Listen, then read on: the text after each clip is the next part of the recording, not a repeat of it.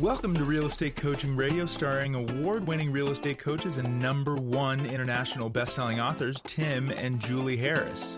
This is the #1 daily radio show for realtors looking for a no BS, authentic, real-time coaching experience. What's really working in today's market, how to generate more leads, make more money, and have more time for what you love in your life. And now your hosts, Tim and Julie Harris. 3, 2, 1, and we are back. And I want to thank all of you for giving us so much positive feedback about this topic. This is a topic that Julie and I are 100% confident is going to have a positive influence on all of your businesses. And if you're listening to the fourth day of our production here, what we're focusing on are the 10, really it's probably going to end up being 11 or 12 lead generation systems that most agents lean into. And so here's typically what happens. Real estate agent gets their license. Real estate agent discovers the lead generation system. Real estate agent stays with that lead generation system, hell or high water, without actually having taken a real, frankly, hard look at the pluses and the minuses of that lead generation system. We've seen it happen over and over and over again over the years. And what we're doing, and over again in the years, in a way that it works out positively and negatively. And you'll see agents that, for example, will lean into branding and marketing, and they'll lean into centers of influence of past clients or prospecting. And sometimes those things work out really good in certain markets, and then the market changes, and those things don't work out so much anymore. Our philosophy has always been, and a lot of agents have benefited from this philosophy, coaching clients in particular, they've benefited from the fact that you have multiple spokes. And your goal is, and I've started every show this week reminding all of you of the importance of this. The analogy is simply imagine a bicycle wheel with one spoke. That bicycle wheel is not going to have very much structural integrity. And an agent, and this is typically what you see, a lot of agents that are one spoke wonders, they'll maybe get business here and there, but then the market changes, something changes in them or something, and then all of a sudden their business fails. They failed to have multiple spokes. More spokes on your wheel, the more structural integrity your lead generation system and your business is going to have. And we prescribe that all of you have around, realistically, 5 to 7. If you build a really big business, it should maybe be 7 to 10. Most of you will do fantastic with about 3. And what we're doing this week is we're going through all the different, certainly not all of them, but most of the top 10 or 11 of the typical traditional. Most commonly heard about. Yeah, exactly. And we're comparing and contrasting, giving you the pluses and the minuses. We are advocates of all of these. We think all of these are viable sources of business. Julie and I aren't we're not going to tell you to just do one thing and only that one thing. Mm-hmm. No, we understand the benefits of social media as much as we do over the phone prospecting. It all has a place. So as we're going through comparing and contrasting, and go back and listen to the first 3 days, you have to decide which of these spokes are for you. And if you find yourself being, as most people are, naturally attracted to the spokes that require the least amount of skill and the least amount of rejection, realize that those are also, generally speaking, the ones that are the least effective and will most likely have a higher percent of you suffering needlessly, because you will, again, be doing a bunch of direct mail, and as we discussed on day 1, and then it never works out. And so choose wisely, because it really does matter. That's right. And we're going to help you choose wisely, because you do have to choose. Failure to plan means you are planning to fail. So if you don't have a lead generation plan, if you're not building your spokes in the wheel, well, you are subject to the whims of the market, which is not a plan. So we're going to help you decide based on your skill level, maybe a little bit of your personality, a lot about your market, your average sale price. Is it expensive? Isn't it expensive? Time, your cost of money, etc. And how effective are these things? So this is day 4 of our 5-part series where we are dissecting this for you. And our next spoke in the wheel to take a hard look at is referral fee companies. Now, there are tons of these, and our Premier Coaching members get a very comprehensive list. We're always testing those links out and reporting on how much each of these cost.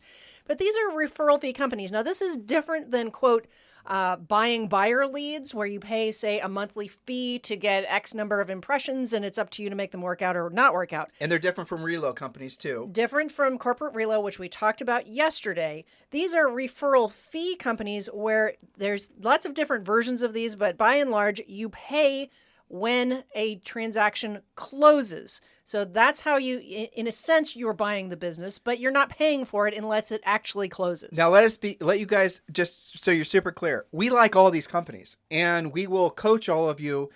So like you might be want to be with Ojo. Well, Julie and I happen to know one of the people running Ojo, and we can help you have that relationship. Maybe you want to learn how to generate leads from Agent Machine or Homes for Heroes. These are all the things we teach you to do in Premier Coaching. What we're going to do is we're going to give you a list of what really are the most popular paid lead generation sources. And then you decide which ones you're going to do business with, if you're going to do business with any of them. If you're building a lead generation spoke, what are the pluses and minuses of the companies we're about to rattle off? Well, it is a passive source of business. The business will come to you. Generally speaking, it's going to be a better quality lead, I would say, in most cases. In some cases, they're actually going to have pre-qualified the lead. That's right. And then you're going to then have to pay a referral fee when it closes. So it's not going to be something where you're paying just for leads. Like if you were doing pay-per-click, you're just paying for leads. Whether that lead actually becomes a closed transaction is a totally different conversation. So these are verified sources of business that some of our top coaching clients have worked with. It's not the most profitable source of business. It's not the most predictable source of business, but it is a verified, predictable, duplicatable in the sense that, if you have a relationship with 5 or 6 of these, probability is on your side that you're going to be getting consistent business from at least a couple of them. That's right. I look at it as a spoke per se when you're working the combination. No one of these is going to generate at a high enough level that you can count on it because you can't tell me. I mean, it's predictable in the sense that the leads have been vetted and they really do want to do a transaction. But it's unpredictable because you can't tell me that, for example, HomeLight's going to give you 5 deals this year. It might be 0. It might be 10. They could be good. They could be bad. All right. So we have HomeLight. We have Ojo. We have Op City, Dave Ramsey, Agent Machine, Homes for Heroes. Z-Buyer I'd put on that list. Z-Buyer. And there's a lot of others, actually. The list is long. And what these do, for example, let's just choose an obvious one. Dave Ramsey, okay? So what Dave Ramsey does is obviously he has a syndicated radio show, podcasting, books, and the whole thing. And he'll run commercials on his media where he's offering to connect one of his listeners with a Dave Ramsey approved agent. And then that Dave Ramsey approved agent's going to pay Dave a referral fee. I believe it's 35%. I think it might be 37% now. Might be up to 37. And you have to compete you have to essentially pay to be a Dave Ramsey approved agent, and I believe it's pretty expensive. Yeah, do a little bit of training. And then they rate you. So if they send you a lead and you don't convert usually it's a listing, which is nice. And if you don't have very high status or a rating with them, you won't get much more business from them. That's right. So they're holding you accountable to the results that you get. It's not exactly a slam dunk every time. Now, when you are winning those listings and you are able to compete, they do tend to be decent leads because in this case, they've gone through his financial coaching. They have a real down payment, decent credit, and the rest. Now, Dave Ramsey leads are pretty well organized. They have an actual system together. There's things that you have to do, but that's a good example. Now, but Dave Ramsey, for example, there's a lot of other companies. Dave Ramsey is probably saturated. You're hearing that word a lot this week. Yeah, you may not be able to get in. And you may not be able to get in. In a lot of these areas, you just simply, they don't have any capacity. They have enough agents there. They don't get enough leads. They're not going to allow anyone else in. Depends on your area. Maybe if you live in, say, Kansas City or something, they might not be as saturated as, say, San Francisco. Right. So what I would do, and again, we have a more comprehensive list on Premier Coaching, but definitely form relationships with all these guys. All of these guys are going to charge you money. Remember, we're giving the pluses and the minuses. All of them are going to not guarantee you any kind of result. So you're going to be basically speculating that you're going to get business from them. And even if you get a lead from, say, for example, Homes for Heroes, they are not getting paid unless you transact. So they're not going to send you more business unless you transact, even if, unless you actually take the listing and sell it or, work with a buyer and sell them a house. So even if you paid to play, doesn't mean you're going to play for long if you don't perform. So these sources do give you a usually decent source of business. Yes, a verified lead. Right. And it does cost you something coming and going. So those are the pluses and the minuses. Yes, I would say that. Now, the plus is just like with relocation leads and some of the other things we talked about yesterday, the benefit really is having the listing. Okay, so as long as you look at it that way and you're able to compete, because none of these, and again, we like all of these companies, but none of them guarantee that you're the only one with that lead, because maybe the person's spouse is golfing with some other agent that also, maybe they don't even know about HomeLight or whatever. So I look at it, again, as more of a supplemental source versus a standalone strong spoke. All right, so we're moving into the next source of business. And again, we're not putting these in a particular order. That's the reason we haven't numbered these. So again, remember, you're deciding what order you're going to be building your spokes. We're asking you to take into consideration the cost of the lead source, and we're asking you to take into consideration where essentially it's a passive or a proactive source of business. If it's passive, that means you're waiting around for the lead to come in. If it's proactive, that means you're going after and getting the lead. And it's more predictable. You're in more control. Right. It's the predictable and duplicatable part that you need to start deciding whether you're wanting to have a business and frankly a life that's predicated on a lot of hopium. And that's what's going to happen with most of these. Like, well, if you look back at the list over the last few days, right, we had referral fee companies. That's it's hopium. Relocation companies. That's hopium. Geographic farming, probate. Notice of default distress is a little bit less hopium. Open house is a little bit less. New construction, a little bit less. But you guys get the concept here? So choose wisely which spokes you're going to be investing your time, effort, and sometimes money in. And if you don't, then you're going to essentially have you might have 5 or 6 spokes, but they're all weak. They're not going to be something that you can decide every single day that you're going to wake up and you're going to take a listing. You can do that with some of the spokes we're about to talk about. Now, with the exception of this next one, which frankly, I'll just, Which one do you want to do next? Buying buyer leads. Oh, yes. So buying buyer leads. Let's talk about that, Julie. Yes, so buying buyer leads. Now, this is different than paying a fee for a transaction that you actually did and closed. So buying leads, and I hesitate to even call them leads. They're more like impressions that maybe are leads. But this is something like Zillow, for example. So you spend X amount of dollars per month. You have some kind of usually 12-month contract where you're paying whether you get a closing or not. And you're getting X number of, quote, leads, which you are responsible for following up on yourself, who, the quality kind of ebbs and flows. Most people can give you 1 or 2 examples of a deal they did this way, or maybe a handful of deals this way. But again, you're not in complete control of it. So here's the challenge, and we'll just give you some real numbers. The pluses and the minuses, right? Yes. So if you're deciding to be with Zillow, and let's say you even... you decide to go and be a Zillow Flex agent, and you're now spending an enormous amount of money. Maybe not so much if you're in some rural area where they don't have a lot of demand, but whatever. You're obligating yourself to an enormous amount of money and time. Thousands. And you're paying them whether you have a closing or not. We are talking with someone who's part of our EXP group, Carrie Shaw. Yep. And Carrie, in 2021, sold $731 million. You heard that right, listeners, $731 million in volume. And she actually is not a Zillow Flex agent, did the math on Zillow Flex, and her average cost, had she been with Zillow Flex per lead, Julie, Per lead. not closing, Right. not a referral fee, was $600. Yes, that's pretty speculative. And she said she knew other people, well, actually someone we both knew, who I won't mention their name, whose cost per lead is $350. So here's how it works. I want you to think about this. You now have an email communication from Zillow. You have a new lead.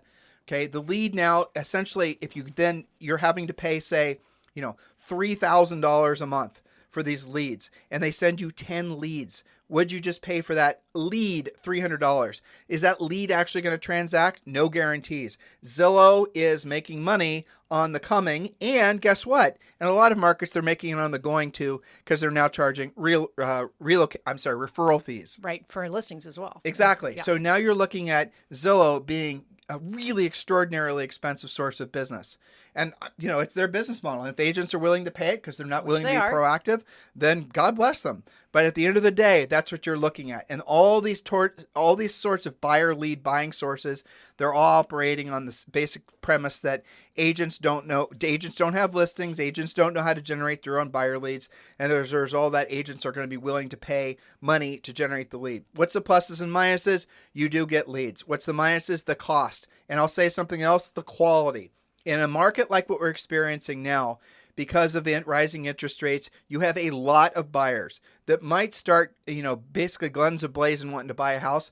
But when the interest rates go up or something happens, they take themselves out of the market. And that's what a lot of you are experiencing. Now, I'm going to take an aside. One of the things we always ask you to do is when deciding where to put your energies, always focus on taking listings, becoming a listing agent.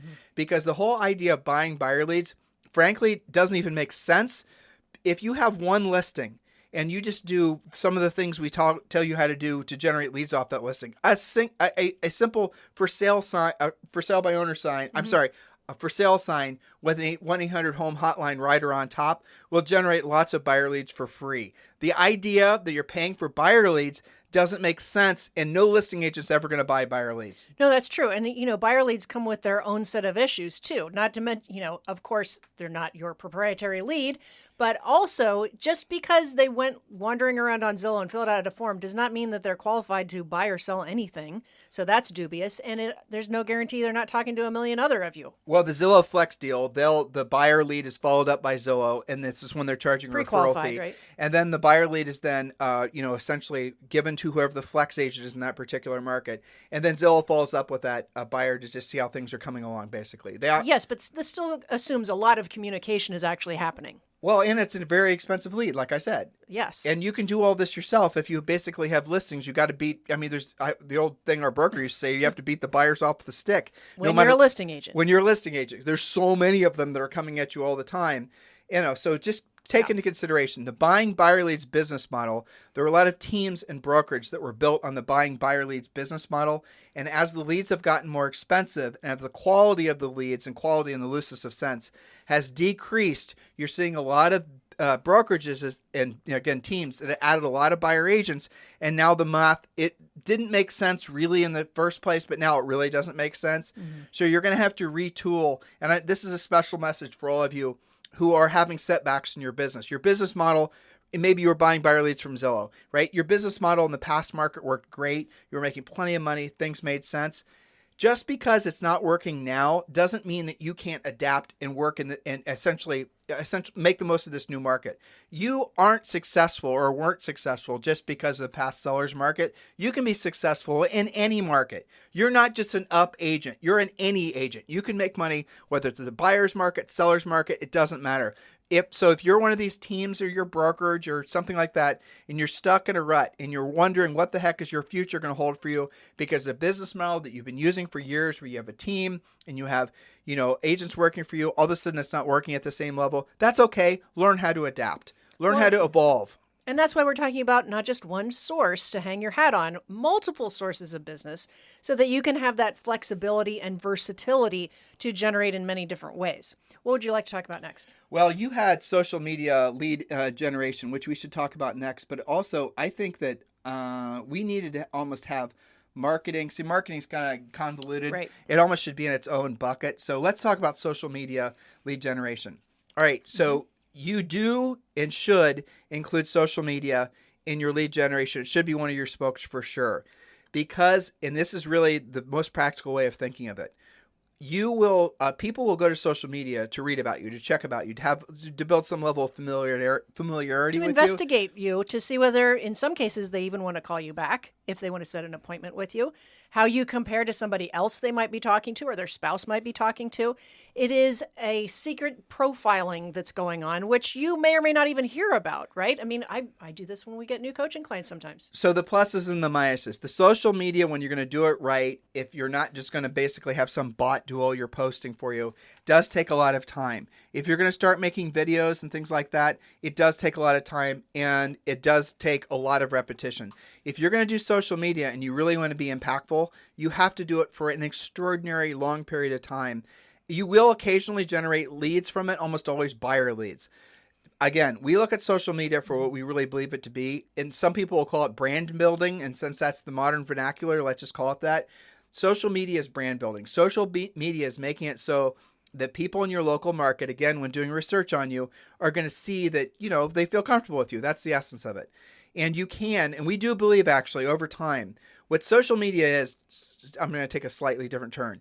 The big forms of media used to be, and they still are to a lesser extent, but they're very expensive. Radio, TV, and billboards and things like that. Mass media, right? Yep. So mass media has been replaced by social media. And it's so much more effective. And here's what the real major difference is. With social media, it's not just you talking about, it's not you just messaging. It's you messaging and then having a communication and forming a relationship. That's the difference. But also, listen to what I just said. If you're not willing to form the relationship with the people, if they're not responding to what you're putting out there, then you're just, in essence, wasting your time. We always suggest that all of you, and it doesn't matter where you are in your career, always have profiles or have essentially social media set up on really LinkedIn, Instagram, YouTube, and Facebook. Have it on and have the same picture, have the same description, same phone numbers. And there are systems where you can put up one post, like for example, on our social media, we'll have a, how do I focus in on this? All right, so if you have to choose what you're really going to focus on and really dominate, here's the answer: YouTube Shorts. Put all your best effort into YouTube short videos. And the way you can make those is it's a minute or two. You talk about a topic that's obviously relevant to your local buyers and sellers. And then that same YouTube short, the same short video, then could be put on TikTok, Instagram, and YouTube. So you make one form of media, and it then basically is syndicated across all these different platforms. Now, if you do that over time, now this is the downside. If you do it over time and you make literally thousands of videos and thousands of social media posts, you will, for people that are paying attention to that particular platform, call it Instagram, and they happen to be following you, you will start to build a high level of brand recognition, name recognition, which is similar to, say, for example, doing geographic farming. You guys get it? So the idea behind geographic farming is you mail postcards to a particular area, and when people think real estate, they think, Tim and Julie Harris. Well, now social media conceptually has that same ability to have that same, branding power, just obviously online. That's the concept behind it. Social media is going to become, in our opinion, especially with the advent of GPT and some of the other things that are happening with AI, social media will become more powerful and, frankly, a hell of a lot easier to produce content for. Yes, and inexpensive too. I'll give you guys an example. Julie and I, it's Chat GPT, right? Isn't that what we were playing with? Yeah. Mm-hmm. So we were exploring the different ways that AI is working right now. And you guys should Google Chat GPT. We're going to do a podcast about it next week. And you can this is what I did this morning. You know what? I should read this. Am I online? I think I am going to read it. All right. I'm going to tell you guys, you guys will find this funny, hopefully. I was doing something. I put in the keywords into Chat GPT. You're going to read that? Sure. I'll read it in a second. I put in into Chat GPT. I put in Maxie, French Bulldog, Zoe Grace Harris, and I think I put something, maybe another couple keywords. And then I said, write a poem about Max, the French Bulldog, and Zoe, his friend. His friend, right? Yeah. And that's all I said. I said basically these are the keywords, and write me a poem. And this is what Chat GPT wrote. I did not have anything to do with this. Yes, based on just what you fed into it. Here's what it was. Maxie the French Bulldog was a pup of high renown. He was playful and energetic, never slowing down. Zoe was a little girl with big bright eyes and a smile. She and Maxie were the best of friends for miles and miles. Together they roamed the fields, chasing butterflies and bees. Maxie would bark and play fetch while Zoe climbed the trees. In the evenings they'd curl up in the soft grassy bed, watching the stars twinkle above as they talked and laughed. Maxie was always there to protect and defend. He'd watch over Zoe day and night until the very end. For Maxie knew that Zoe was his special little girl, and he loved her more than anything in this whole wide world. So here's to Maxie and Zoe, a pair that can't be beat. May their friendship never end and their love stay sweet. For they are the best of friends through good times and through strife. Maxie the French Bulldog and Zoe the light of his life. Now, I stayed up till like 1 a.m., maybe even 2 a.m. last night, just testing how this thing works. And it's free, by the way. Again, I think the URL, just put in Chat GPT and you'll find it. And it's free and it's open source. So why am I telling you this with regards to social media? And not difficult to use. It's very easy. You just put in some keywords. But like, for example, Julie and I obviously do a ton of writing, too much writing, right? And I wrote, okay, how about this? All the show descriptions on YouTube and on iTunes for this week's podcast were all written by AI. I didn't do it. I just put in a few keywords and it did it. Normally, Julie and I have to write them ourselves. And I put in, so moving back to Chat GPT, how is this relevant? Mm-hmm. So a lot of you have not wanted to participate on social because there's an enormous black hole of time and you do have to actually do a lot of writing and content creation, not with Chat GPT. I'll give you guys another one. Here, I'll scroll up. Did I put this in? I did. Okay. There's one I did. Did you see that one? That was good. I put in 10, let's see, write 10 tweets. Let me find it. Well, I'll find it later. Write 10 tweets about the real estate market in 2022 from the perspective of an investor or something like that. I was just testing, right? Yep. And it would write instantly 10 really good tweets. And so I don't want to explain how it works because frankly, I don't really understand. All I know is it's an enormous time savings. So if you're thinking about how can I get into social without basically spending all my waking hours doing it, I am already so busy. You guys got to lean into this because you're going to be astonished. I certainly am by what it can provide. Now, you want to hear something really crazy? You guys ready for this? You're going to be able to make, and I'm not making this up. It's called, what was it called? Podcast.ai or something? Isn't that what it's called? So. Right. So I thought, well, is there an AI that can take our voices, since there's thousands and thousands of hours of our podcast, right? We've done thousands of shows, 5,000 shows, probably basically. hundreds of thousands of hours. Yeah. Can we load our past recordings of all of our podcasts into an AI widget and have that AI widget then create new podcasts? So like if we wanted to create a podcast on, say, for example, how to use ChatGPT for social media, will that actually work? I thought, well, that sounds like a great idea. Yeah. Talk about time savings, right? I think Right. all you guys get what I'm saying. Okay, well, guess what I discovered? Yes, there's a company that's using open source AI, and they're creating exactly that same widget. And I came across, and Julie and I over lunch today, listened to an interview between Joe Rogan and Steve Jobs. Yes. Now, Joe Rogan didn't interview Steve Jobs. And so what this thing did is it went into all of Joe's and Steve's audio recordings available on the internet, memorized their voices. Everything was exact. You could not tell a difference between listening to a real podcast or listening to them talk. Everything was perfect. Nothing sounded stupid or obvious. And that Joe never interviewed Steve Jobs except in this simulation done by AI. You guys understanding what I'm saying here? So there are going to also be, you ready for this? AI short videos. So you're going to be able to, yes, you heard me correct, start creating AI videos. If you don't want to create shorts, if a lot of you have been avoiding doing it, I get it. You're busy. You just don't feel comfortable doing it. There's going to be AI that's going to be available, I'm guessing, in the next 3 years or less, where you're going to be able to say, make me a short video. You're going to have to take a bunch of pictures of yourself, maybe some short video of yourself, just so the AI can essentially have your likeness. You're probably also going to have to read something. I'm guessing how this is going to work, right? If you don't have thousands of hours of podcasting, you're probably going to have to read some passages. Well, it'll sample your voice and That's your what I'm saying. tonality and your vernacular, and it'll get to know you very, very quickly. And it's going to be able to simulate you doing a short video on whatever topic you told it to do, and it's going to be essentially a virtual you that's indistinguishable from the real you with your voice and your likeness that's starting to do social content. Well, it's pretty much all you and I have been talking about for the past couple of days and on our walk and things. I know. And, I have so many thoughts about this. You and I went back and forth a lot on our walk today about how could this be a great real estate application? I mean, everything.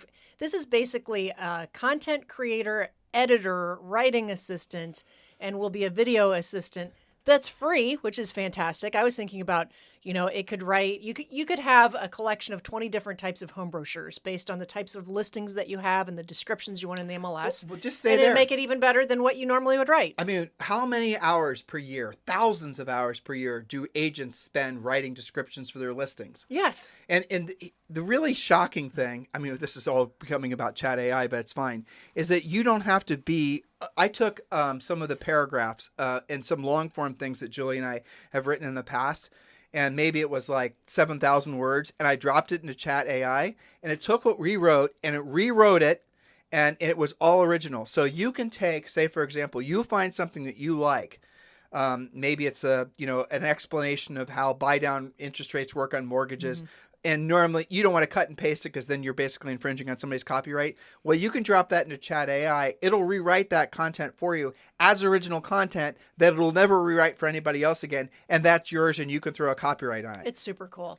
I was thinking, introverts unite, because I've had coaching calls with, the coaches and the agents where they're like, I just don't know if I'm ever going to be comfortable on video, or I'm just not that great of a writer, or maybe English is your third language and you're not sure of your grammar going on.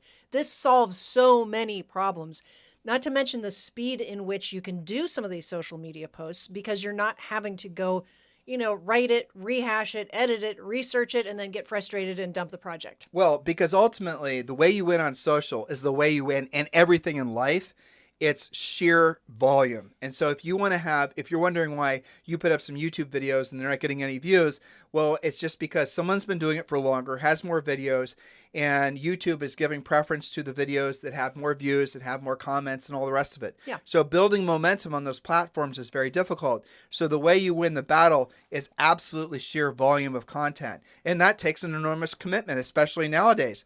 If you ask us as a coach, do I want you spending a lot of time creating social content, or do we want you to spend a lot of time, talking directly to a for sale by owner, and you need to make money to pay your bills in the next 90 days? We're not going to tell you to do the social content if you have to choose between one or the other. You guys get it? Simply because of the time, not because it's not worth doing. It's because, remember, we promised you as we were going through all these different lead sources, these different spokes of business, one of the criteria is how fast it's going to perform for you. So yes, social media is becoming more and more important, but the amount of time that it takes for you to build that up and for it to work for you might be longer than you have to be making money in. So that's why we recommend having multiple spokes in the wheel. So for example, maybe you're going to lead with something, and we haven't talked about this yet. Maybe tomorrow is going to be the prospecting piece, but maybe you start with having 2 really proactive spokes that you're learning so that you can get to, let's say, 3 active listings or 5 active listings. And meanwhile, you're studying how to be better at your social media and you're getting better at it, but you're not counting on it. You see the difference versus somebody saying, you know what, I'm just going to be an influencer agent and I'm going to see how that goes. Well, again, the part of this that is the fallacy in building your business based on social media is that you're going to be able to build enough of it to actually generate enough leads since we know internet leads generally are the worst quality. So the probability of that working fast enough to the point where you can actually stay in real estate is very, very low. But if all this new AI is starting to essentially make it so you can have a virtual assistant that's starting to churn out your content for you, you're talking about next level right there. Every single one of you need to be paying attention. So again, social media can be a great source of business, but you're going to have to essentially get to the point where it's a consistent source of business for you. And again, this is all stuff we drill down on in Premier Coaching. And if you're ready to join Premier Coaching, which all of you should be, we've made it very simple for you. You can join Premier Coaching for free. Just text the word Premier to 47372. Text the word Premier to 47372, or just go to premiercoaching.com and do that immediately, guys. And yes, that entitles you to a free daily semi-private coaching call with one of our Harris certified coaches. You can join for free right now. Remember, in texting, message, and data rates may apply. So tomorrow we're going to talk about what probably is I think the most by far popular lead source ever created in the real estate industry. Well, it is. Look at the next one we're going to talk about. Don't say it out loud. That one right there. Yep, That's sure. by far the number one source of business that most agents, and it also is the first spoke you should be building in your lead generation wheel. So we'll talk with you guys on the show tomorrow. This podcast is a part of the C-Suite Radio Network.